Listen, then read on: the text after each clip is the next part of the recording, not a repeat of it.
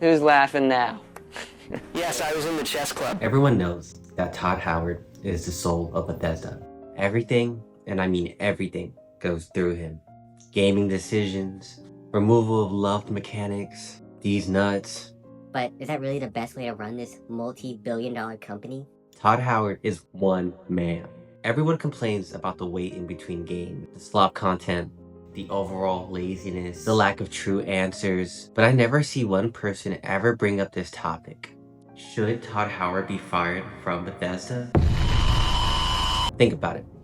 Does Bethesda really need Todd Howard? Sure, he's responsible for a lot of the innovation of the early games, and Bethesda probably wouldn't exist without him. Bethesda wouldn't even exist in their current form without Todd Howard. However, for the last 10 years basically, Todd Howard has really done nothing, and a lot of his major decisions for the games have done nothing but hurt the games overall.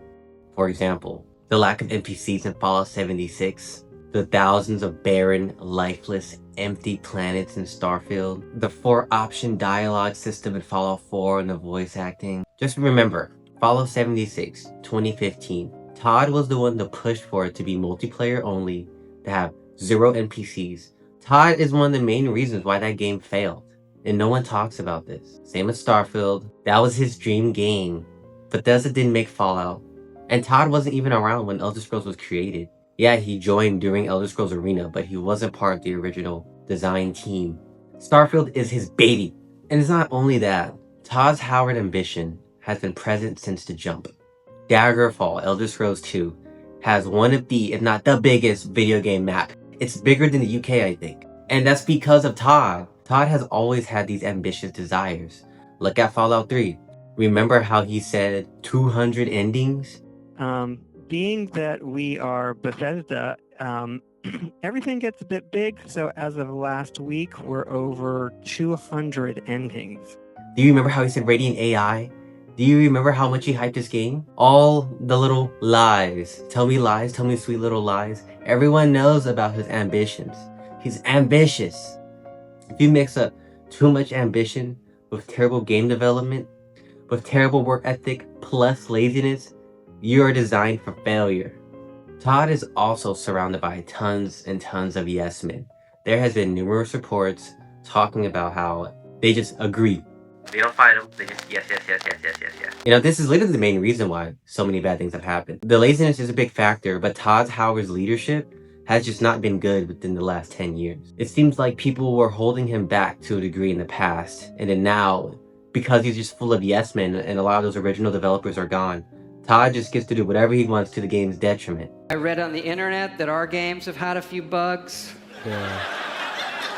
I did. I read it on the internet, so it's true. Just imagine what kind of audacity a man needs to say something like this, knowing damn well each one of your games to come out in recent years have been a buggy mess, if not just littered with bugs. It doesn't have sections that work. And on top of that, Fallout 76 would release soon after this, maybe a couple months or weeks. I forget, but that's besides the point. Todd knows the state of the game, and he's acting like it's not a buggy mess. The way Fallout 76 came out on release tells us that this game was in a terrible state for months before the game even came out. So to have the audacity to sit up there and be this smug genuinely pisses me off. I read it on the internet, so it's true. And that sometimes it doesn't just work. Ugh, next clip. And one of the first games that I got from Bethesda was Wayne Gretzky Hockey 3. And I got that game, I think it was my senior year in college. I looked at the address on the box and realized that the office for this company was on my way home over, it was over Christmas break.